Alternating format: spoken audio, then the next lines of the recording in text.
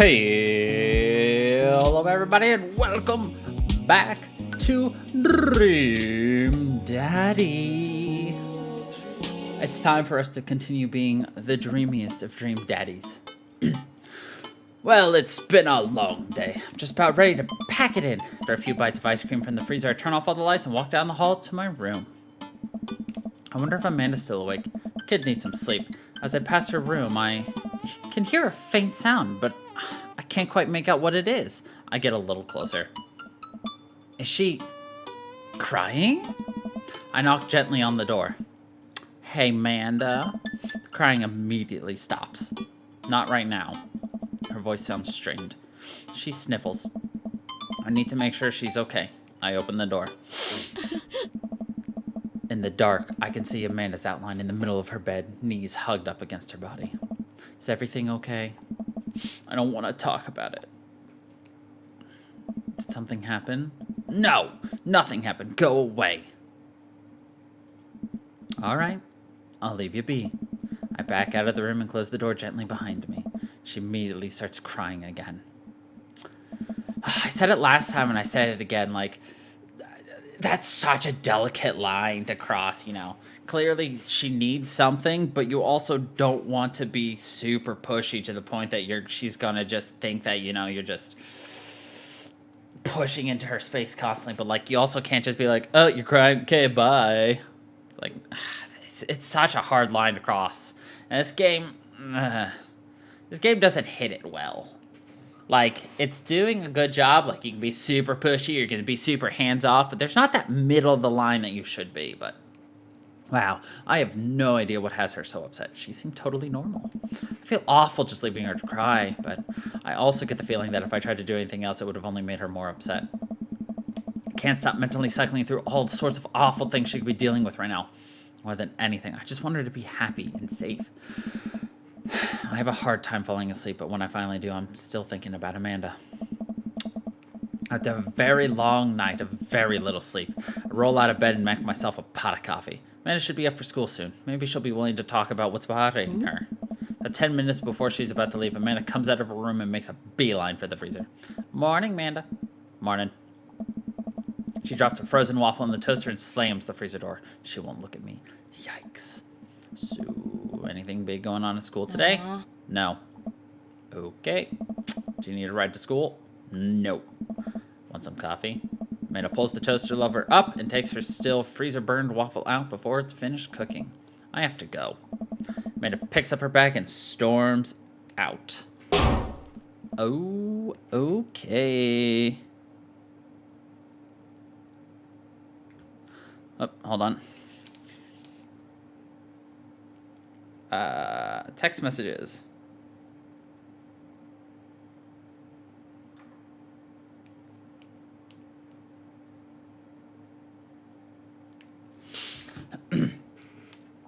I haven't seen her act like this in a long time. It's usually short-lived, but it always hurts. Hopefully if this blows over and things are going to go back to normal soon. Sit back at the kitchen table and look at the picture of Amanda and I hanging on the wall. In it, I'm teaching her to ride a bike. Her face is a mixture of excitement and pure, unadulterated fear. I remember how determined she was. Every time she would fall off and scrape her knee, she would get up and try it again. Finally, I had to stop her because she was bleeding everywhere. Then she started to cry because she didn't think she needed bandages and wanted to keep trying.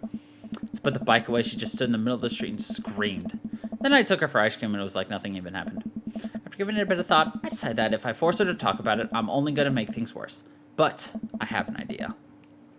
I start rummaging around for ingredients. I hear Amanda walk in the door. Instead of heading for the kitchen like she usually does, she makes a beeline for her room. She's clearly trying to avoid me. Hey, Pumpkin. What? Can you come here for a sec? There's a moment of silence. Yeah. I want to say sorry about last night. I'm just worried about you, kiddo. I get scared when I know something's wrong, and I get even more scared when I feel like I can't do anything about it. Dad, whatever it is, you don't have to tell me if you don't want to, but whatever it is, just know that you have a dad in your corner who wants you to be happy. Honey, I'm bad with words, so I was hoping I could speak a language we both understand. I pull a cake out of the refrigerator and place it on the table. Hopefully the frosting has set by now. Ta-da! Dad. It took me a really long time because I ran out of red frosting somewhere around sad and had to start over again. This is beautiful. It's strawberry. Manny gives me a big ol' hug. Grab some plates and forks and serve us up some delicious cake. So, it's really stupid. What is? This whole thing. I know I've been weird lately and there's just... I don't even know how to explain it. I feel like I might have to make you a chart. I'm listening. Do you want me to take notes? Oh. I guess it's to start from the top. So, you know how Emma R. is going to that fancy art school in California, right? Emma R. The best friend. You got it! Wow, proud of you. Anyways, ever since she got the acceptance letter, I've been feeling like she's drifting away, you know. She's spending a lot more time with Grace and Emma P. I just thought it was all in my head for a while, but then I found out from Rosie M. that both of the Emmas, Grace, and Noah all went to a party at Mackenzie F's on the same night. They all told me they were busy studying for the Calc A-B final. Yikes. Oh. So another important piece of information is, God, this is embarrassing. I have a crush on Noah, and that's a thing. What? Whoa. I had no idea. I definitely didn't know that. Okay. You're a bad liar. So are you. I learned from the worst. Anyway, so the only person I told about the crush was Emma R, and she promised not to tell anybody. I didn't confront them about the party thing because I didn't want to start drama, so I just kept quiet and keep going about my business. Amanda sighs. Then one day I invite everybody out to get nachos at the mall, and after not texting me back for like 2 whole hours, even though none of them ever put their phones down for more than 60 seconds, they all say they're busy, like, simultaneously. So I tell them, never mind, I'll just eat nachos at home, right? But we were out of chips, and I really, really wanted nachos. Totally understandable. So I go to the mall anyway. I get to the food court, and who do I see there but Grace, Emma P, Emma R, and Noah. All hanging out together and eating nachos. Without me. What? It gets better. I'm standing by the escalators watching them, and I realize that Noah has his arm around Emma R, which is kind of weird, right? But then they kiss. No. Yes, I know. So I storm over there, and I'm like, hey. And Grace drops a nacho on her shirt because, of course, she does. And Emma R just, like, glares at me. Grace. Nothing is coming up. I don't know who that is. Grace is the... gossipy one. I know! Grace is the one nobody really likes, or I guess that's me now. But anyway, nobody will say anything, and I'm just like, you guys suck, which I realize is not the most eloquent thing to say, but I was very angry and really embarrassed, and I just wanted to get out of there, so I left. Without nachos, might I add, which only further contributed to this shitty day. Immediately dropped a super long text to the group chat asking them why they've been so weird. And I wrote another one to Emma R asking how long the Noah thing's been going on, and... Sorry, I know that's a lot. You still following? What did Emma R say? Oh, okay. Get a load of this. Emma R says, you know what? Let me just read it to you. Amanda pulls out her phone and reads, word for word, an arduously long string of text messages. Can you believe that? I can believe that. I care so much about Amanda's social life and mental well-being, but man, do I not understand what she's talking about. This is all beyond me, but I am trying my hardest to be supportive. Oh, no. They were dating in secret for like months. So I told her that she's being a really terrible friend, and she's like, well, if you think I'm so terrible, then just stop being my friend. And I was all like, okay. And then she left me on red. And then, wait, left me on red? What's that? Oh, like, she saw my message and didn't reply. And I know because there are read receipts. I don't know what read receipts are, but I'm just going to nod and pretend I understand. Gotcha. So, while this is all happening, I'm talking to Emma P about how mad I am because she's at least being kind of reasonable, and I'm venting to her about how pissed I am at everybody and stuff. Then out of nowhere, Noah texts me, and it's just like, how could you say that about me? And I'm like, say what about you? And he tells me that Emma P sent screenshots of everything I told her to the group chat that I got kicked out of. All right, I think you lost me in screenshots, but that definitely sounds bad. There's so much more, but honestly, it's all just really stupid teenager stuff. Bottom line is that everybody dropped me, half my grade hates me, and now I have no friends. Amanda, I'm so sorry. I almost expected it from everybody else, but Emma R's been there since Mom died. I can't believe she would just stab me in the back like that. Not even that mad that she's dating Noah. I'm just upset that she lied to me about it for so long. And it stabs the remnants of her cake. Okay, I take it back. I'm kind of mad she's dating Noah. Like, what did I do wrong? Why did everyone just suddenly decide I'm not cool anymore? Why wasn't I enough? I don't understand. As mad as I am at everybody, like, I miss them, Dad. Amanda looks so dejected. I almost can't take it. What can I possibly say to help? Anyways, that's it. That's the whole sordid tale. Thanks for listening. Tune in next week for more hot gossip. Wow. I know, it's pretty dumb. It's not dumb. No, it's a stupid thing to be upset over. Amanda, your feelings are real. Don't ever be mad at yourself for having feelings. I guess. Unless you've secretly been a robot who's been approximating human feelings this whole time. Dad, if I was a robot, I would have transformed into a monster truck a long, long time ago. But seriously, I know you probably don't want advice, but I feel like it's my duty as a dad to bestow upon you a few chicken nuggies of fatherly wisdom. High school sucks. Honey, high school sucks. You make friends with people just because they're there. When you're still living in your hometown, there's a pretty small pool of people to choose from. Once you go to college and once you get out into the, quote, real world, you're going to be exposed to all sorts of people. It's going to be easier to make friends with people who really get you. Some of those friendships can last a lifetime. I mean, look at me and Craig. And some of them only last a little while, and that's okay too. You're going to make so many awesome new friends at art school. Ultimately, I think this says way more about their character than it does about yours.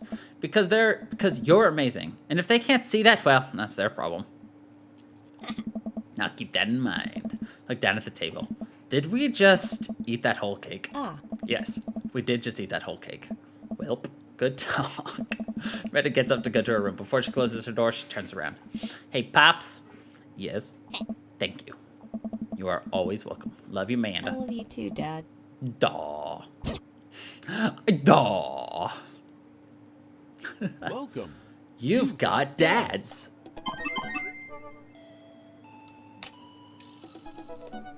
Hello, Amanda's dad. Oh, God. Oh, God. It's me, your friend Craig, who loves sports. I have nice and smart children who are good at computers. Oh, man, great to hear from you, buddy. What's up? I'm still strong. Strong. I am strong. Ha, don't I know it. Say, I've been reading up about whey protein. You use that at all? I figured it'd help me develop a bit more muscle. Yes, I know what that is. Children are having a tea party and they wanted to invite Amanda, but we can't find her on here. You're also invited. Physical invitation to follow. Cool. I'd love to come. I'll let Amanda know. Thank you, Amanda's dad. Attend that party. Let's do some new things this time. Oh, yeah. Coffee time. You know dads love coffee. Gotta brew myself something black as midnight on a moonless night. Put on a fresh pot and work on a few word jumbles while I wait for it to brew. Hey, this one spells sorrow. Dad, ready for today? I'm ready for every day, sweetie. Gonna tackle it head on. No, are you ready for the thing that we're gonna do today? The thing that you promised you'd do? Honey, I already told you I'm not gonna throw away my Tom Clancy novels. They're just stacked in the living room. I keep bumping into them and knocking them over and you don't even read them. Wait, no, that's not what I'm here about. The tea party, Dad. Nope, don't remember that. Craig's kid, that hand-drawn invitation. Amanda walks over to the refrigerator and comes back with a hand-drawn invitation on a sheet of computer paper inviting Amanda and Amanda's dad to a tea party. They spelled cordially wrong. Just put on some going outside pants and let's get going. I can go outside in sweatpants, nothing's stopping me. Dad, just, see you in a minute. Fuck authority. What did I say about the pants? I'm a rebel, sweetie. Whatever, I'm sure it'll be fine. Hello, thank you for coming to our tea party. Do my best bow and present to my daughter, who thanks them with a curtsy. This way, please. Briar and Hazel lead us to a small table with tiny chairs. Some are occupied by stuffed animals, and Matt and his daughter Carmencita are here too. Matt raises a comically small plastic teacup at me. Hey, dude. How's the tea? The imaginary tea is absolutely wonderful. I taste a hint of lemongrass. Hello, Carmencita. Hello, Mr. Amanda's dad. Did you just wake up? No. Why? Those are inside pants. Amanda laughs. Please have a seat. I sit down between Amanda and Matt. I don't think I'm going to be able to get out of this chair. Hi, everyone. Turn to see Daisy and Brian enter into the backyard and take a seat next to us. Sorry we're late. Daisy made me put on my going outside pants. Amanda punches me on the shoulder. See? Oh, so you approve of cargo shorts when they're on Brian, but not when they're on me. Dad, you're embarrassing me at the tea party. This is a high-class affair. But shit, it's about to start. Thank you all for taking time out of your busy schedules for some high tea. Now, if you all put on your designated tiaras, there are little tiaras sitting on everyone's plates. Well, except for Brian's. His is a softball helmet. Oh, we ran out of tiaras. I don't think this is gonna fit me, but I appreciate the thought. Dad, you're royalty. Please act like it. Whoa. Brian tries to balance the ill-fitting softball helmet on top of his head, but it immediately tumbles off and into the bushes. I'll get that later. Hey, everybody. Craig comes out with a teapot and a tray of sandwich cookies. Dad, is the tea ready? Yeah, it's been, steeping for a while now. Awesome. Would you girls like to serve your guests tea? No, thank you. We'd much appreciate our servants' help. Craig leans over to me. Nice. That's me. Craig places teacups in front of all of us and a single sandwich cookie onto each of our plates. He pours some tea into my cup. Awfully fluorescent for tea. I clink my teacup with mats and take a sip. Oh. Huh, good lemonade. It's tea. Hey. Right. Very good tea. Lean over to Amanda, who's happily enjoying her tea. So, what do we do at tea parties? We enjoy the splendors of upper-class society, Father. She takes a dainty bite of her sandwich cookie. Marvelous. So the meeting of princesses has been called to order. Hear, hear. But I'm a warrior princess. I hunt and stuff, and I have, like, a really cool sword. Can I be a space princess? I'll allow it. And I'll be a rock star princess. I'm also a space princess. Can there be more than one? Space is pretty big, don't you think? I changed my mind. I want to be a space princess, too. Dad, what are you? Do I get to be a princess? Duh. Well, I guess that makes me... History Channel princess. I'm ruler of all I survey. What I survey is a 10-hour marathon of cupcake storage wars. I don't think I've seen that one. A squad of professional bakers bid on empty storage units and then have to bake 1,000 cookies using only the ingredients in the storage unit. That sounds terrible. Oh, it is. I think I'll be landscaper and general contracting princess. Barista princess reporting for duty. Hey everybody, CrossFit princess here. Not now, servant. If it weren't for the princess uprising, it would be you serving me. We sip tea for a little longer than the girls run off to fight dinosaurs and be space rock star warrior princesses, I think. They grew up so fast, it was just like yesterday. I thought I was helping Amanda throw her own tea parties. Nice. Did she make you a servant too? You betcha. Carmencita made me actually brew tea for hers. Pitfalls of owning a coffee shop. Oh. Pitfall. Your custom blends are amazing. That hibiscus one you gave me a while back was choice. Ah, thanks. It's really nice that the girls are getting along. Yeah, I'm really glad we moved into this community. Hey. We are too. Amanda's been kind of a role model to them, you know? I didn't even realize, and I don't even know if Amanda does either, but I guess they're right. All the girls in the neighborhood look up to her. She used to go out of her way to play with them. I'm so proud of her. You better not proud dad cry at this tea party, Daddy! I brought extra word jumbles if anyone wants to kill some time while the girls play. The day rolls on and all the girls get tuckered out. Amanda spends the whole day playing with them and taking their pictures, promising that she'll send them the best ones later. They all clean up and help put away the tea sets and tables, then head out as Daisy and Carmencita fall asleep on their dad's shoulders. Oh. Take care, guys. Thanks for coming. Bye, History Channel princess. You want dinner? Nah, I filled up on cookies. Me too. I'm tired. Dude, same. Playing with a bunch of little kids all simultaneously want your attention and approval is surprisingly exhausting, but in a good way, but also in a scary way. How's that? I feel like I gotta be on my best behavior for them. I don't want to let them down. Is this because you still feel bad about dropping the F-bomb in front of your cousin that one time? I corrupted her dad. She secondhand smokes now. Well, those kids really look up to you. I'm glad they have you as a role model. Shucks, Pops. Ruffle Amanda's hair. Welcome. You've got dads. Oh my god. Okay, that one's done. Hey buddy, so I have a favor to ask. Robert invited me over for dinner. And I know it's kind of a faux pas to invite another bro, but I've known the guy for years and I still can't get a good read on him. And I know it's gonna be super awkward if I go by myself. Will you please come with me? I love food. I especially love food that's free. And I don't know why you're so sweaty over cooking, but sure. Yeah, dude, I'm down. Thank you! I really hope that's a sweat of relief. Eat that dinner! That doesn't sound too bad. I could definitely go for free food, but why is Craig being so apprehensive? Does he know something about Robert that I don't? I hurry up and reply before my dad brain can work itself into a paranoia spiral. Yeah, dude, I'm down. And Craig and I decided to meet up before heading over to Robert's place. Craig's waiting on my porch, bottle of white wine in hand. Daddy! Boy, am I glad to see you. Likewise, man. Classy of you to bring wine. Oh, it's not wine. It's sparkling apple cider. Robert literally has a wine cellar, so I think he's good. Wow.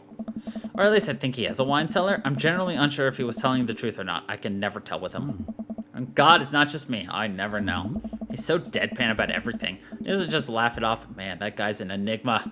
Start walking over to Robert's house. Does Robert even know how to cook? I have sincere doubts about whether he knows how to shave properly or iron his shirts. I feel like you learn to cook after you learn those two first. One time, I saw him grab a hot dog from a trash can. I mean, it was at the very top of the trash can, like sitting above it, but still. If he were on trial, I think the jury would define that as in the trash. In his defense, I've definitely considered grabbing food from the top of the trash before. Well, yeah, I think we've all considered it, but the difference is that Robert actually did it. True. Maybe he's the enlightened one. Maybe we're holding ourselves back. We arrive at Robert's house and ring the doorbell, but the doorbell won't chime. Must be broken. Craig knocks on the door a few times. Since when does Robert have a dog? I don't know. That's weird. I can hear Robert just inside. 1 second! This is uncharted territory, Daddy. What if he's the one making barking noises and there is no dog? Don't say that. We're not even inside yet. Finally, the door opens. Robert looks a little surprised to see me. Daddy, didn't know you'd be tagging along. Did Craig not tell Robert I was coming? Come on, Craig. I can leave if there's not... No, it's fine. Come on in. We entered Robert's living room, which is unsurprisingly really nice. Super messy, but still nice. Make yourselves at home. I can still hear barking from the other room. I didn't know you have a dog, Robert. Oh yeah, that's Betsy. I have to put up with her when guests are over. She'll calm down in a bit. What kind of dog is she? Pitbull. Rescued her from a dogfighting ring a few years back. She hates strangers. If I let her out right now, I would probably have to take you both to the ER. Greg and I make eye contact. He raises an eyebrow at me. Oh, okay. Anyways, dinner should be ready in a minute. Hope you guys like osso buco. Robert leaves the room, presumably to go to the kitchen. Craig leans in and whispers, was the dogfighting thing real or was he kidding? I don't know. Hey. What's osso buco? I don't know. Did he make up that word? Until I have osso buco in front of me, we can only assume so. We sit in silence for a few seconds, taking in Robert's living room. Are we about to get sawed? Nah. Usually you wake up in those situations. We voluntarily walked into this one. Robert finally walks into the room, carrying 3 paper plates of steaming food like a waiter. I don't have a dining table. Don't trust them. So we're eating here. Also, I don't have real people plates. Oh, that's okay. Robert sets the plates in front of us on the coffee table. I can't tell what it is. Looks like meat. Maybe? Lots of sauce. I can make out some vegetables. I think that might be rice, but it could also be pasta. Guess there's only one way to find out. I take a bite. Dude. Oh my God. I take another bite. The medley of flavors in this dish is amazing. The meat is so tender and the risotto, I think that's what it is so creamy. What's osso buco? Someone please tell me. Robert, this is really incredible. You cooked this? I fished it out of a dumpster behind a restaurant. Or at least I think it was a restaurant. Can you believe people just throw this stuff away? I almost gag. I'm kidding. Look over at Craig, who looks worried but still has his mouth full. He gives Roberts a thumbs up. Glad you like it. Where'd you learn how to cook? Like this. Worked at a restaurant in Spain for a hot sec. See messing with us? I decided to play along. We lived in Spain. After I dropped out of college, I went backpacking through Europe. Crashing on couches, sleeping in hostels, wherever, totally broke. Worked a couple of odd jobs wherever I could to scrape together some cash. One night I'm eating dinner at this little restaurant just outside of Madrid.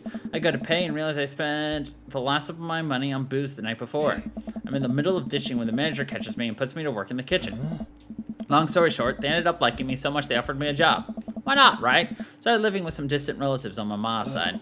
Over the course of 2 years, I worked my way up from busboy to sous chef. Learned a lot. Greg and I wait for the punchline. What night watchman did he swindle to get back to the States? Who did he con in the game of poker in the back room of a speakeasy for safe passage in a crew quarters of a cargo ship? Anyway, I still love to cook. I don't know what's real anymore, but this food is so good I kinda don't care. That's amazing. It really is, to be totally honest. I wasn't exactly expecting gourmet cooking here, especially now served on paper plates. I don't care about presentation. If the food is good, it should speak for itself. This osobuco is screaming for itself. Paper plates are just as good as regular plates if you double them up. Hey, is it bad if I ask for seconds? Help yourself, but save room for dessert. I made lemon berry savarin. Oh. Well, aren't you just full of... Craig looks Hey. over at me. Surprises. Robert winks. You bet I am. You can come over for dinner at any time. Craig. Oh. I'm gonna go get seconds. Me too. After consuming way more osobuco than my body could handle, and then really ensuring a later food coma with a generous serving of whatever sovereign it was, Craig and I decided to head out. Thanks for coming. I'm making an attempt to be more social. Well, we're always happy to stop by if you want company, especially if there's osobuco involved. You've got stuffed. Welcome. You've got dads. All right, date 3 with Robert. You know what they say about third dates? They get pretty serious. Let's go!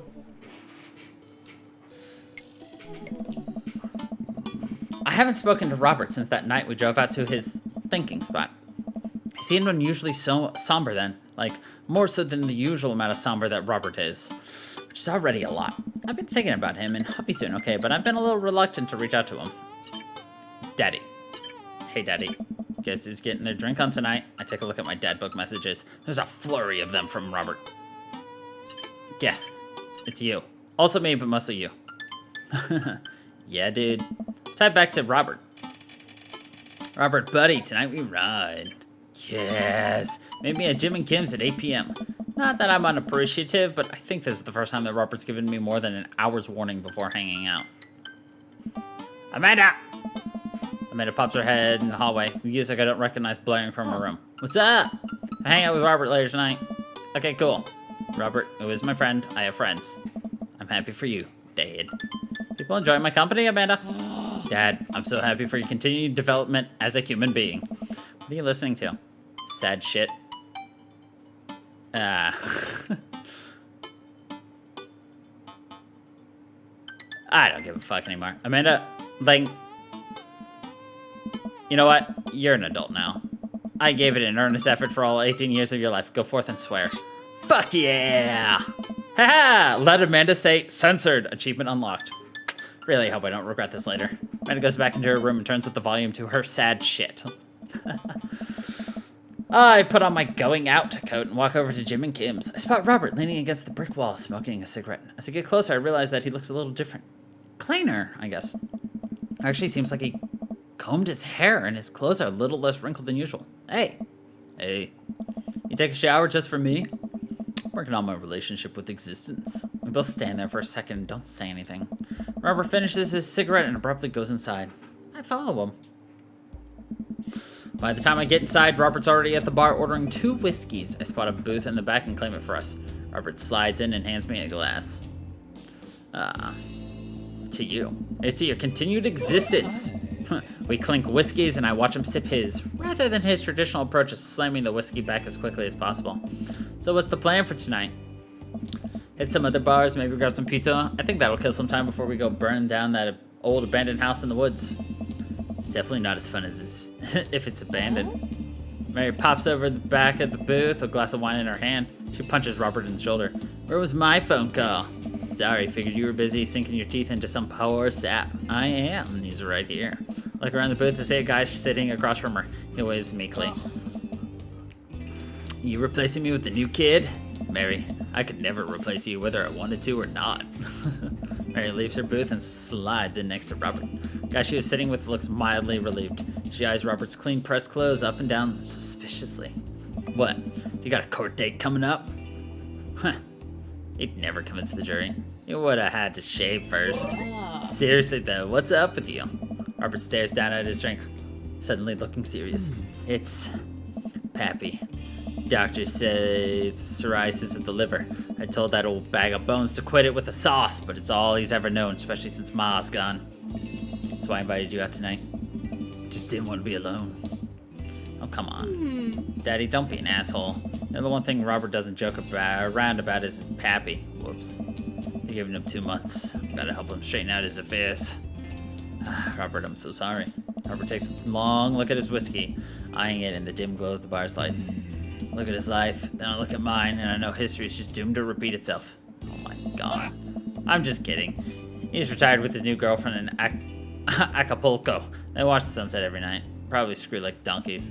Wait, aren't rabbits the one who screw a lot? Oh, sorry, didn't realize you were an expert on which animals screw a lot. Come on. Please stop saying the word screw. Carver finishes his drink and slides it away from him. He gets up out of the booth. Me and Daddy gonna hit the bricks. You coming with? I guess one long glance at the sad sap she's been hunting and downs the rest of her wine in a gulp. The place is dead anyway. Exit the bar and find the typically empty streets filled with a small crowd of people. At the front is a guy with a really deliberate attitude and bad posture. He carries a lantern that he shines up at his face for dramatic effect. What's going on? Looks like it's one of those walking ghost tours. They do that in this part of the town all the time. Always wanted to do one of those. You know all the stories are fake, right? Pretty much all of my stories are fake. This is research. Robert makes a beeline towards the back of the group. He turns around when he notices that I'm not following him. Come on! We can't just crash it, can we? Don't be such a square, Daddy. Just act like you belong. Robert sidles up to the tour group. I reluctantly fall in to step behind him. Well, here goes nothing. Hey, it was in this place in 1694 that the most infamous witch trials were held. To date, we do not know if the people burned at the stake were actually witches, but it is wildly reported that their ghosts still haunt this hapless dive bar to this day. It's actually 1692. What? And the site was over by the coffee shop down the road. Oh, I'm sorry. Who are you? Daniel McSturgis, ghost historian. And this is my colleague, Dr. 80s reference, 90s reference, 2000s, 80s. Dr. Loomis, paranormal investigator extraordinaire. We're touring America's most haunted locations as research for our new book. May have seen our guest cameo on Paranormal House Hunters Extreme Edition. A couple of people in the group start nodding. Man, Robert's good at this. Are you guys part of the group? I don't remember seeing you at the first stop. We like to keep a low profile, easier to catch ghosts that way. They've definitely been here. It's been standing next to him the whole time. Thank you, random lady who I do not know. As I was saying, epicenter of paranormal activity can be found at the Coffee Spoon over there. The man who runs it has been plagued by hauntings since he signed the lease. Damn near driven him mad. But whatever you want to say is cool. I guess it's your tour. Man, didn't know that about Matt. Wait, Robert's making this up. The rest of the tour group listens intently to Robert's every word. I think the tour guide can tell that he's losing the group. He seems to be getting flustered. Thank you for contribution and knowledge, Mr. McSturgis. Let's move on to the next haunted location. Robert, Mary, and I follow the group down the street. The tour guide shared a school. Yeah, everyone in the group gets one if we make it to the final location. I turn to Robert and grab him by the shoulders. I need that t-shirt. Well, guess we're in this for the long haul then. Just follow my lead. Don't arouse too much suspicion and we'll have cool ghost shirts in no time. Group arrives at an old, decrepit, colonial-style house. A quick pause in the tour. My name is Quinn, but most people on the ghost tour circuit call me Tour Master Quinn. I'm a DJ, trivia master, and part-time actor. I do private ghost hunting events, parties, MC bar mitzvahs, and perform traditional vaudevillian mime work. Vaudevillium, sorry. Toastmaster Quinn gives out headshots to all of us. His resume is on the back. Stage combat experience.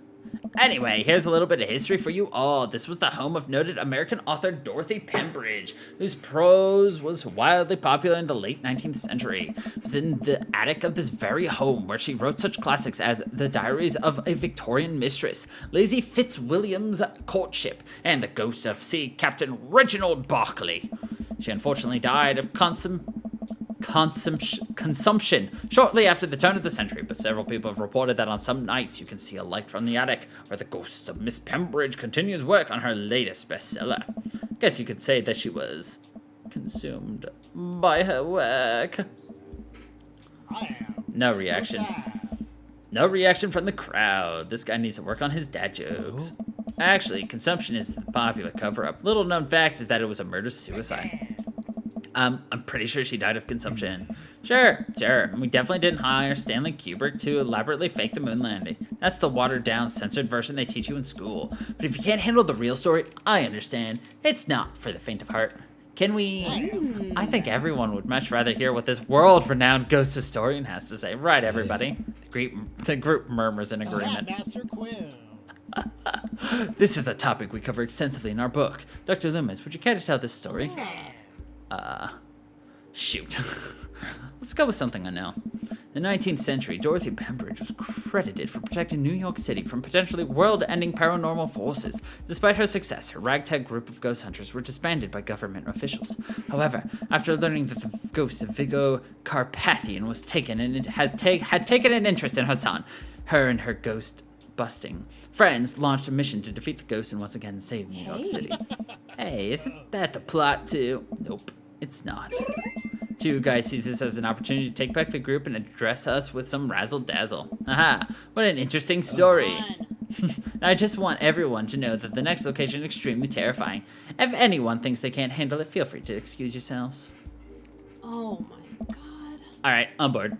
Mary turns to a young man looking as fun and taps him on the shoulder. Hey kid, fancy buying a gal a drink? The guy looks up at her and smiles. Only if the bar is haunted. Honey, I can show you the most haunted place in town.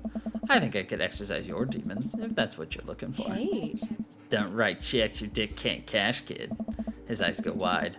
Mary salutes me and Robert. She suddenly pulls me into a hug and murmurs into my ear. When you've known Rob for as long as I have, you know when something's wrong. Keep an eye on him for me tonight, okay? Sure, Mary. Good man. Mary pats me on the back and pulls away. She takes the guy's hand and leads him down the street. Hey. Take it sleazy, fellas. God help that poor soul. Mary or the kid? Both. Our last stop. This burial ground is such a hotbed of horrifying paranormal activity that I'm not even sure where to begin. There's the wailing ghost of the Wharfman, the vampire of Maple Bay, the children of the moonlight.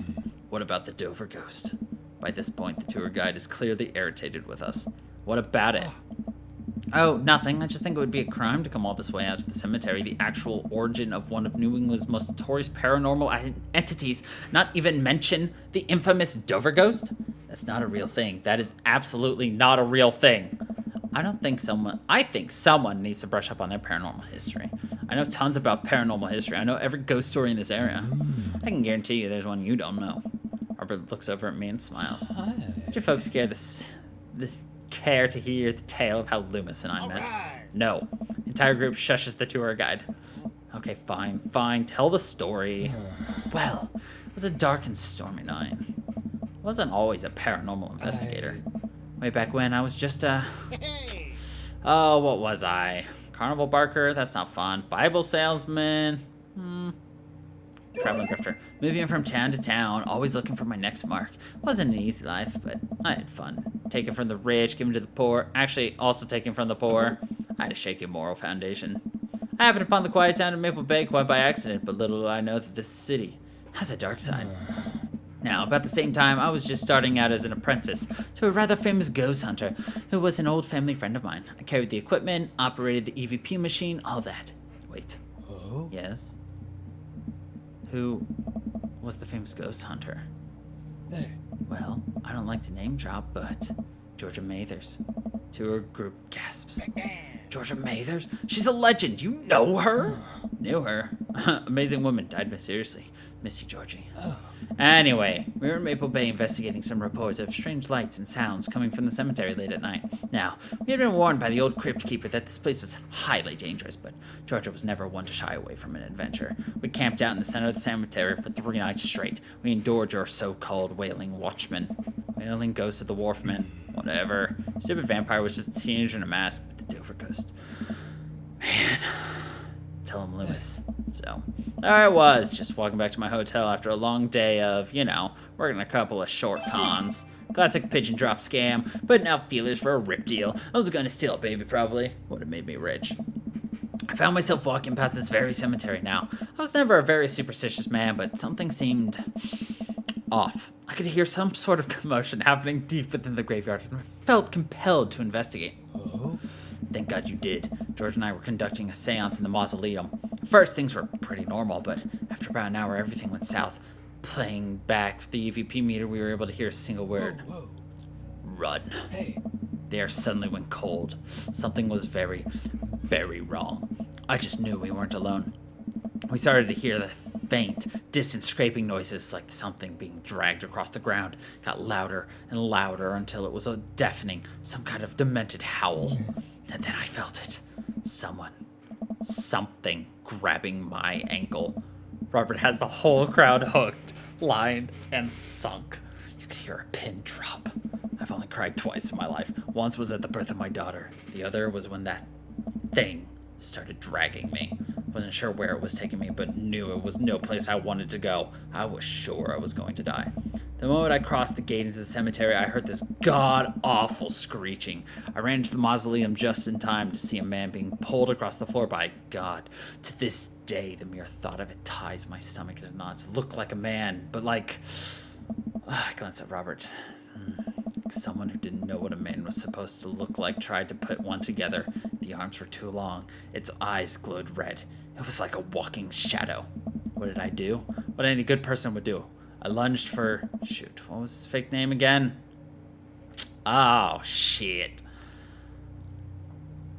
McSturgis! Daniel McSturgis. Daniel. I grabbed his hand and entered into a tug-of-war with the unholiest of forces. I thought I was going to be torn in half. But I had God on my side. The pocket Bible I always kept on me fell out of my shirt pocket, and to this day I can remember what passage it opened up to. I don't know what any of these are.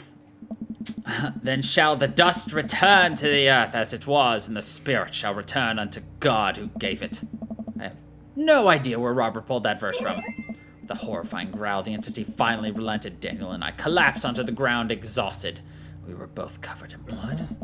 Damn creature clawed into my chest, got me real good. Had to get 16 stitches. Robert pulls down the collar of his shirt to reveal a long, wicked scar across his pecs. And that's how I got this scar.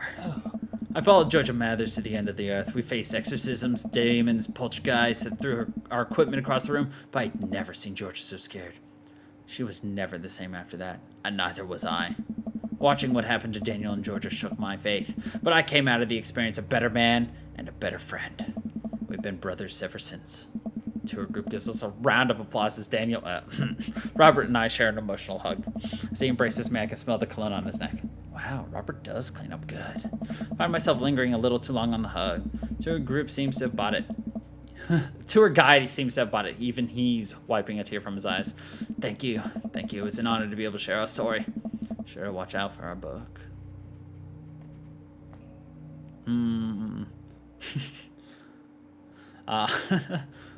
Ice Road Ghost Truckers. Robert has to suppress a laugh at that one. Well, I think you both definitely earned your t-shirts. Tour guide hands us the coveted t-shirts. Then slips us both his business card and leans in close.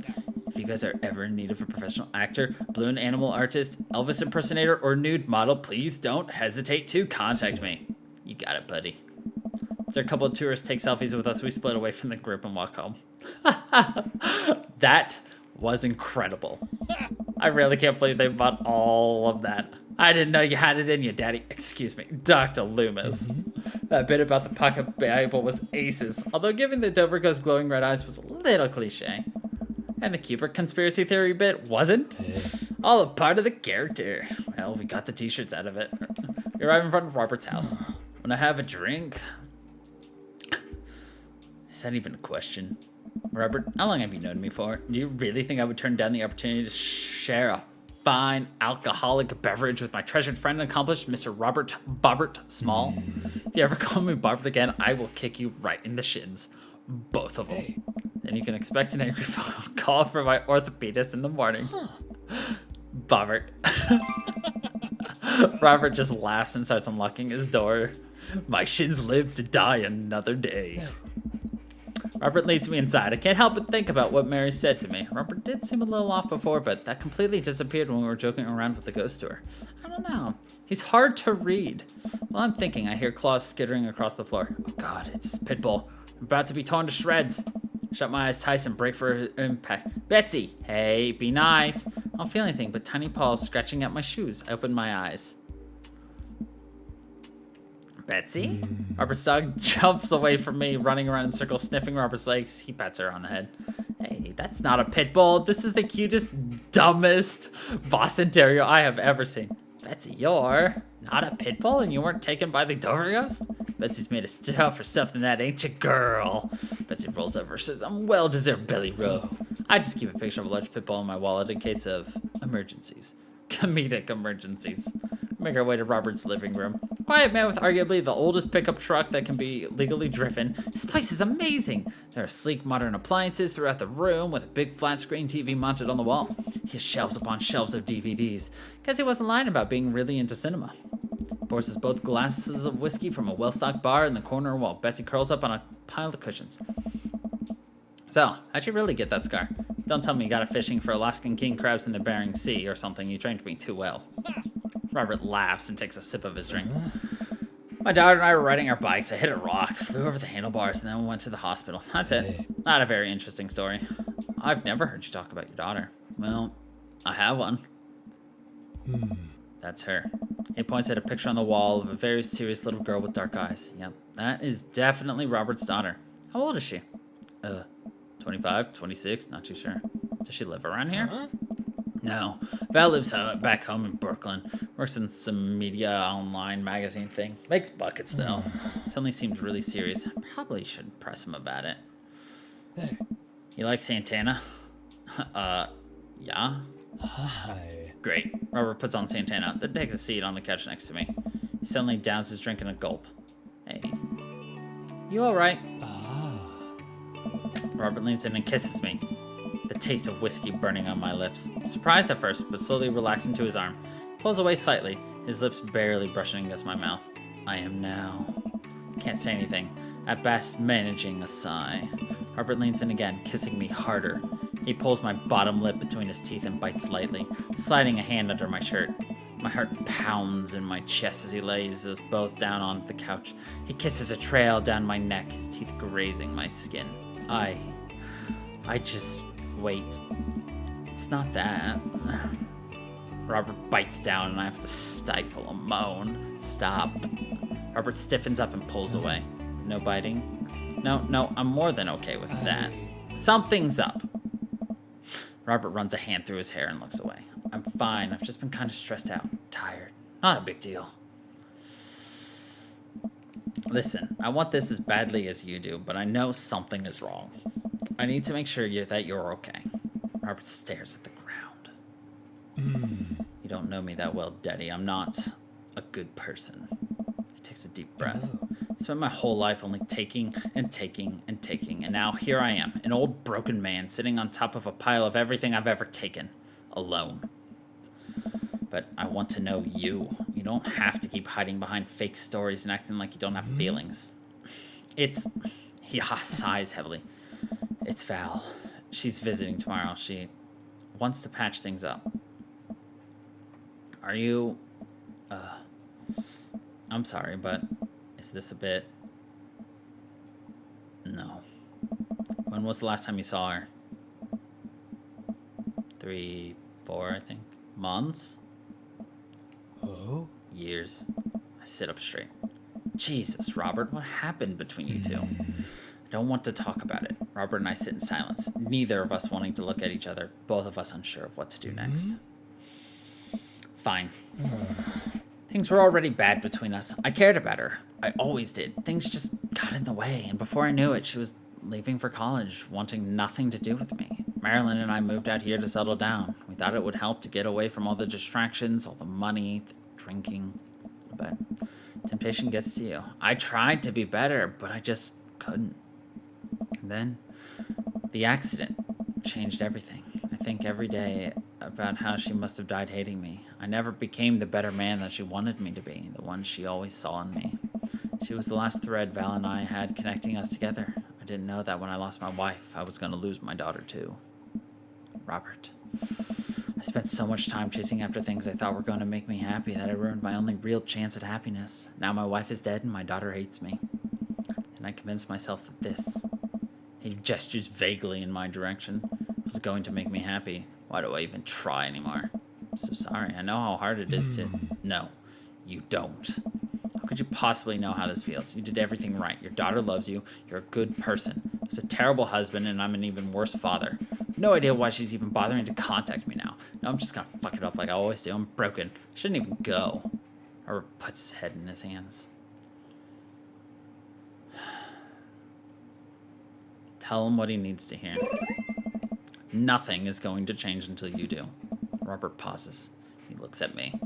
There are a lot of things in my life that I regret, that I wish I could take back and do over, and it hurts so much to know that I can't. What I can do, and what you have the privilege of doing tomorrow, is to wake up and try to be a better person than you were the day before. Things aren't going to fix themselves tomorrow, or the next day, and patching things up with Val isn't going to solve all your problems either. But nothing is going to change if you don't, and you can't love anyone else until you stop hating yourself. And you're right, I don't know you that well, but you have the same capacity for good that we all have, and I know you can find it. Val is giving you a chance. Don't waste it. But, Robert, listen to me. It's going to be okay. But I lean over and embrace Robert, pulling him in as tightly as I can. He buries his head into my shoulder, hugging me back. It's going to be okay. I place a hand on the back of his head and stroke his hair. He shudders, then sobs, and I realize that he's crying. Thank you. We stay there for a while, holding each other. We both eventually drift off to sleep.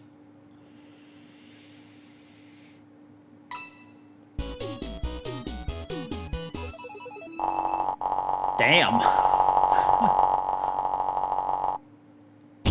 Emotions. We can kill it. Knife Dad.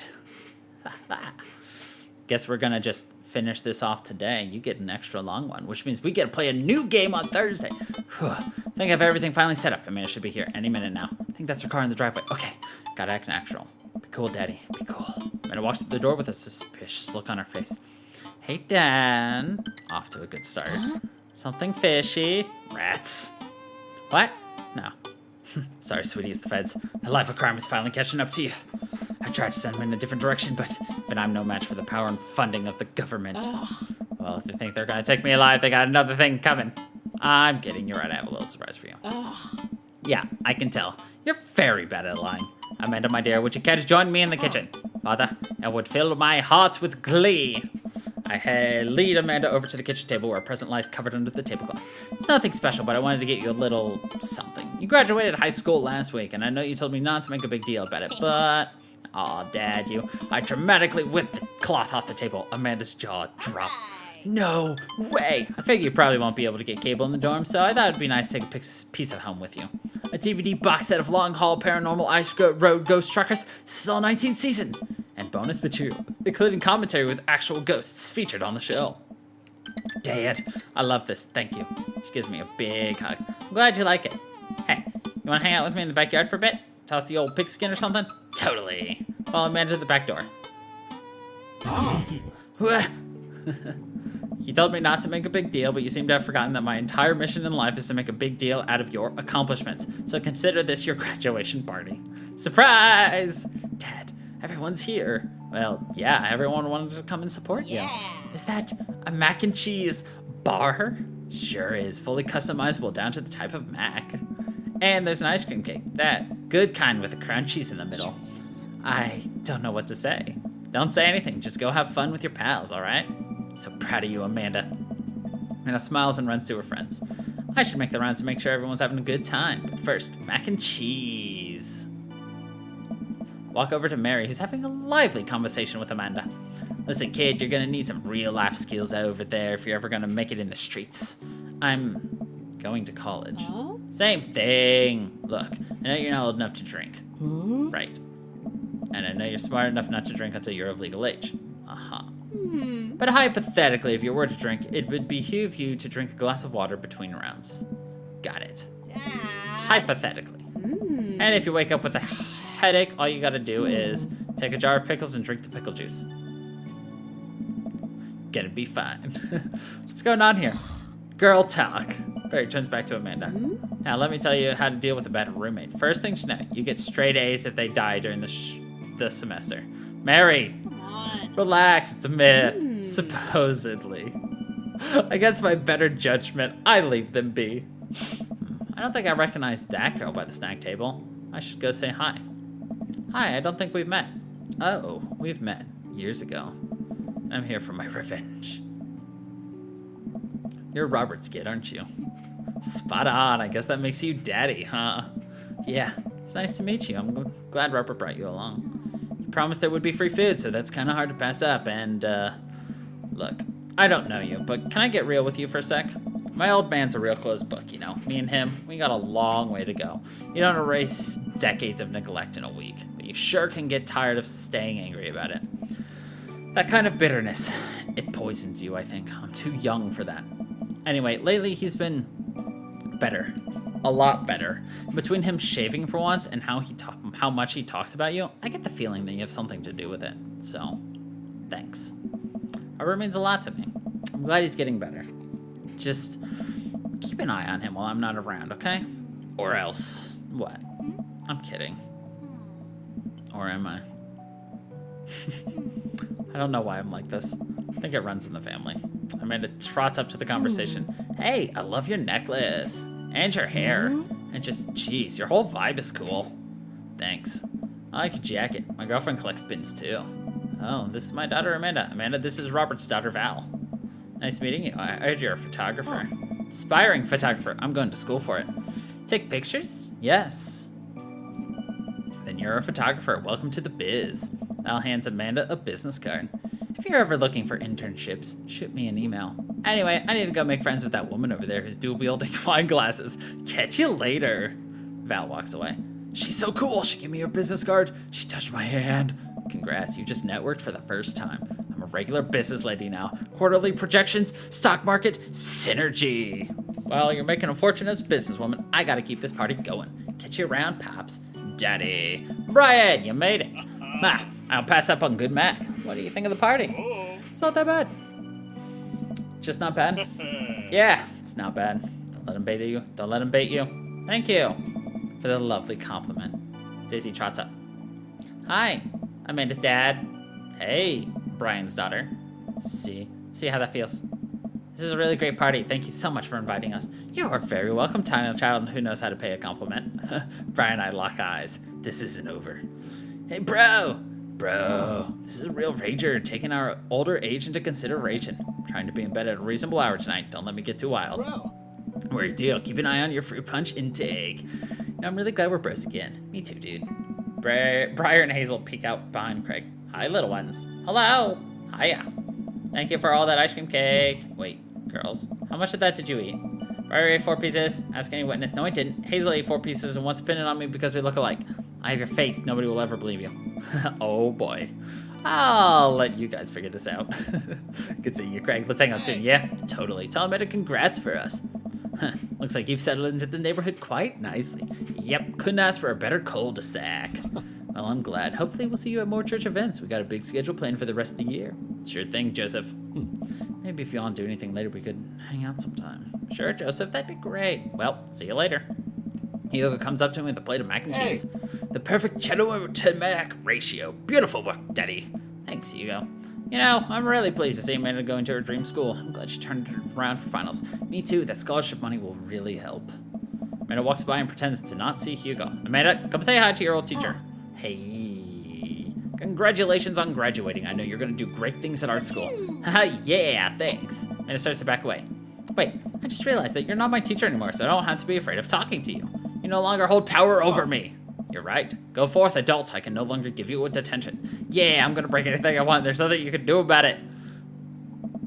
Are you still mad about the time I gave you detention for breaking my globe? Nope. Yes. And I'll have you know that the globe didn't even fit through the basketball hoop in the first place, so she'll fit into college just fine. Hey, man. Matt, let me know when Amanda leaves for college, and I'll have a fresh batch of Right Said banana bread ready for her. Thank you. I know she'll love that. What a splendid garden party. My deepest thanks for extending an invitation to my son and I. This icebox cake is divine. Yeah, thanks, dude. Good cake. Thanks for coming by. As the party starts to wind down, I take a seat on our back porch step. The sun is setting and everyone seems to have eaten their fill. Amanda wanders over and sits down next to me. Killer party, Pops. What can I say? I was inspired. So, I also have something for you. For me? Why? Not to be completely genuine about my feelings for once or anything, but growing up wasn't easy. But it could have been a lot harder if it wasn't for... Dad, you've been there for me through everything. There's been times in my life where you were my only friend. I was really scared of going to college and being so far away from you, but I realized that everything you've done for me has been to prepare me for this, and I'm ready. I wouldn't be who I am today without you. Don't cry. Don't cry. I swear to God, Daddy, if you cry again, you're the best, Dad. I love you. And I'm crying. Anyway, that was enough emotional vulnerability for one day. Present time! Amanda hands me a tiny wrapped package. I tear the wrapping off to find a framed photo of me and Amanda. It's us. Kind of shocking. All of our photo albums are just pictures of me, huh? Figured we needed at least one together before I leave. Amanda, thank you. Watching you grow up has been the happiest experience of my life. You're such a talented, intelligent young woman, and I'm so excited to see what the future holds for you. Knock 'em dead, kid. Always do. Amanda and I share a hug. This is only the beginning, Pops. Plenty more memories for us down the road. Memories to make and stuff to break, right? Oh, I'm gonna break so much stuff. Intentionally and unintentionally. You're probably gonna have to pay for most of it. It would be my honor. Amanda hops up. Looks like someone's been waiting to talk to you. I glance over to the back of the yard where Robert is sitting on a bench beneath our cherry blossom tree. He smiles at me. I'll leave you to it. Me and the Emmas are gonna go get ice cream. Love you, Pops. Amanda runs off to join her friends. Take a seat next to Robert as the last guest makes their way out of the party. Hey. Hey. Robert gestures vaguely to the snack table. Good stuff. Yep. So, I had a chance to talk to Val. Oh. She physically threaten you? Yeah. That's my girl. She said you've been doing better. Trying to work on the vices. I also showered today. We sit in silence for a moment. You know, every day for me is a battle against my own self-destructive habits, but lately it's gotten a little easier. Thanks for talking some sense into me. It's hard to get things through my thick skull sometimes, but what you said that night has actually helped. I'm glad. I like you, Daddy. I like you a lot. I haven't felt this way about someone in a long time. I lean in and kiss him for a moment before he pulls away. He takes my hand in his. Oh. You're special to me, but I have some stuff I need to work on, emotionally, before I can get into anything romantic with you. You deserve better than who I am right now. I need to be on my own for a bit. Figure some things out. Of course. I think what you need right now is a friend, and I'm very happy to be that for you. Thank you. That means a lot to me. If you're ever ready for more than that, you know where to find me. Let's hunt ghosts sometime? I would love that. Put my head on his shoulder and we watch the sun slowly dip below the horizon together. And that right there is Robert's romance. Hell yeah! You guys are gonna have to let me know every time we finish a new daddy ending who your favorite daddy we've dated so far is. So right now, in my YouTube catalog, all we've got is Craig, Matt, and now Robert. So let me know who your favorite daddy is so far.